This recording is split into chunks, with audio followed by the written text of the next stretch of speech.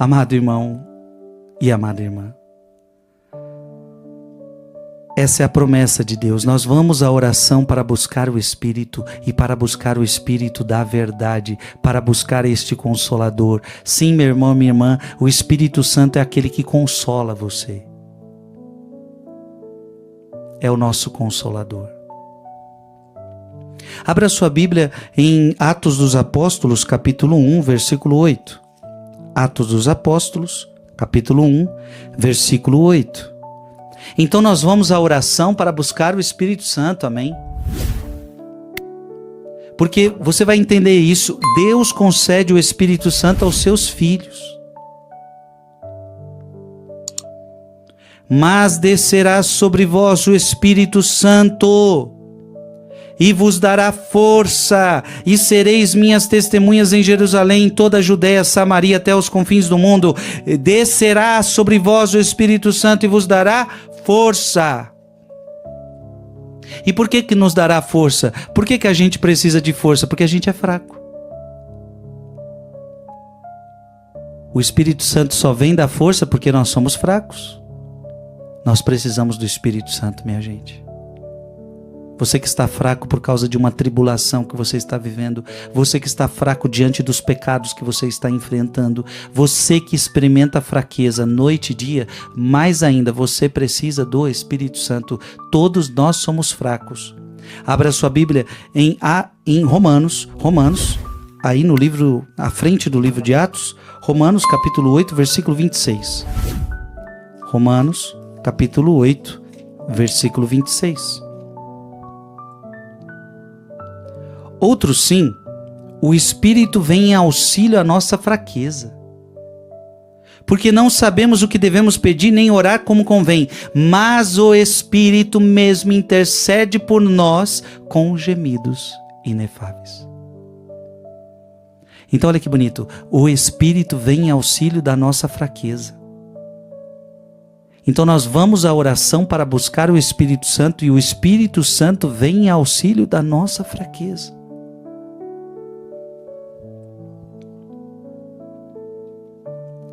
Gálatas capítulo 5, versículo 16. Gálatas capítulo 5, versículo 16. Digo, pois, deixai-vos conduzir pelo Espírito, e não satisfareis os apetites da carne. Veja, vamos à oração para isso, para sermos conduzidos pelo Espírito Santo. Vamos à oração para pedir o Espírito Santo. Vamos à oração para recebermos a força do Espírito Santo. Eu volto ao livro. Quem mais precisa do Espírito Santo? Talvez não sejam os contemplativos, que talvez possam se arranjar sozinhos, mas os ativos. Gente, deixa eu explicar essa realidade. Frei Maria Eugênio, ele fala muito de contemplativo e ativo. O que significa isso? O contemplativo é aquele que dedicou mais a sua vida à oração. Então, quando ele diz assim, o contemplativo, o ativo, então, há pessoas que estão dedicadas mais a uma vida de contemplação. E há pessoas que estão dedicadas mais a uma vida ativa, certo? Então, por exemplo, há mosteiros que só são de vida contemplativa. Então eles não saem para o mundo, eles só ficam rezando. Há outros lugares que é de vida ativa, não significa que eles não rezam, mas é que eles estão mais lançados no mundo. E convenhamos, você que não é frei, você que não é uma freira, você que não é padre, então significa que você tem uma vida mais ativa do que contemplativa? Porque você tem que trabalhar, você tem que estudar. Então você não pode ficar no mosteiro da sua casa, você não fica orando o dia inteiro, você não fica... você não pode fazer isso. Você tem uma vida ativa, você tem que seguir a vida do mundo. E do mundo que eu digo, o mundo de trabalho, o mundo de estudo, o mundo das suas obrigações. Então quem mais precisa do Espírito Santo? Talvez não sejam os contemplativos. Talvez aqueles que têm a vida agitada, aqueles ativos são os que mais precisam do Espírito Santo. Eles é que precisam do Espírito Santo, não é verdade? Nosso Senhor deve ter falado da contemplação ou da oração.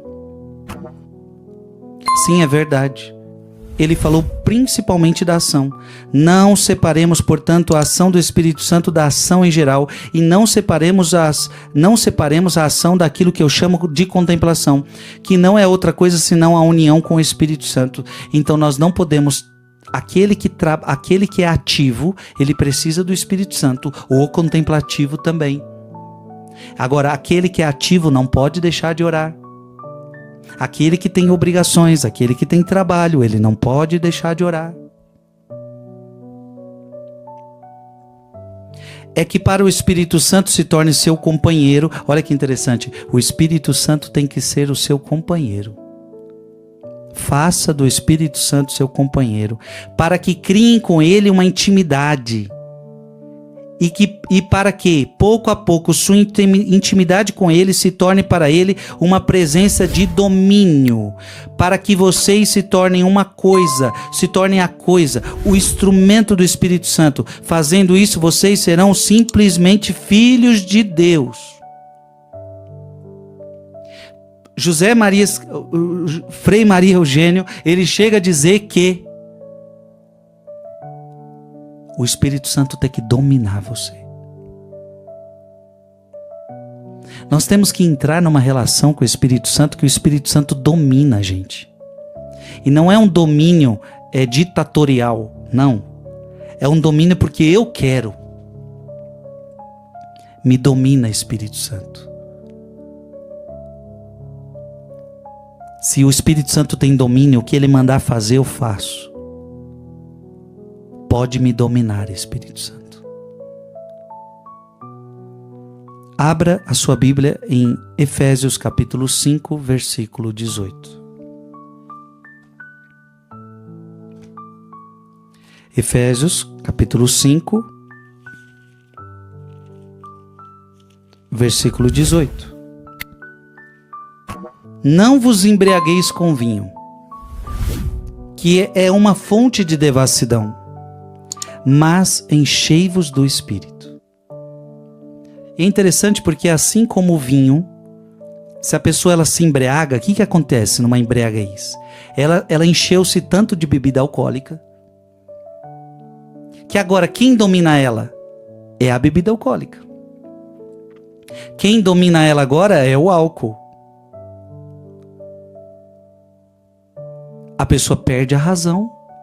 Então tem os que ficam alegres demais, tem outros que ficam violentos, tem outros que ficam maliciosos, tem outros... Cada um vai agindo de um jeito. Mas na verdade quem está agindo naquela pessoa é a bebedeira. Em alguns casos a pessoa ela vai desmaiar, vai ficar na rua jogada. Ela queria ficar na rua? Ela não queria ficar na rua, mas ela bebeu tanto que agora a bebida controla. E aí ela quer andar. Quantas vezes você já viu essa questão? Você está andando na rua, de repente alguém está andando para lá e para cá, não consegue se equilibrar. E ela queria ficar sem se equilibrar? Não, ela na verdade, tem muitos que acham que até estão andando direito. Ele queria se equilibrar, mas não consegue, porque quem o domina é a bebida. Nós temos que estar numa profundidade com o Espírito Santo tão grande que quem me domina não sou mais eu. Quem me domina não é mais minha carne. Quem me domina é o Espírito Santo. Não vos embriagueis com vinho, mas com o Espírito Santo. Domínio, deixar o Espírito Santo dominar você. Quem tem que me dominar não são as paixões da carne. Quem tem que me dominar é o Espírito Santo. Então bata no seu peito e diga assim: quem me domina é o Espírito Santo. 1 Coríntios capítulo 6, versículo 19. 1 Coríntios capítulo 6, versículo 19. Ou não sabeis que o vosso corpo é templo do Espírito Santo que habita em vós, o qual recebestes de Deus e que por isso mesmo não vos pertenceis? O teu corpo é templo do Espírito Santo, como hoje nós meditávamos no rosário. É Ele que deve dominar os seus pensamentos. É Ele que deve dominar a sua língua. É Ele que deve dominar os seus sentimentos. É Ele quem deve dominar as suas ações. Menos de mim, mais do Espírito Santo. Que não seja eu, que seja o Espírito Santo. Eu sou templo do Espírito Santo. Vem Espírito Santo, vem Espírito Santo, vem Espírito Santo. Como que eu vou falar com meu patrão? Eu não sei como falar. Vem Espírito Santo e me ensina como falar. Como que vou falar com meu filho? Eu não sei como falar, como corrigi-lo. Vem Espírito Santo e me ensina a corrigir o meu filho. Como que vou passar nessa prova? Eu estudei, fiz minha parte, mas como que vou lembrar de tudo? Vem Espírito Santo e me lembra tudo que estudei. Espírito Santo, como é que vou pregar agora? Eu não sei como que pregar, eu não sei. Vem Espírito Santo e me ensina a pregar. Prega em mim, Espírito Santo. Vem Espírito Santo, vem Espírito Santo. Espírito Santo, eu não sei como perdoar essa pessoa, não tenho forças para perdoar essa pessoa. Vem Espírito Santo e me ensina a perdoar. Você está entendendo? O Espírito Santo pode fazer tudo em você. Abra sua Bíblia em João 14, 23. João 14, 23. João 14, 23.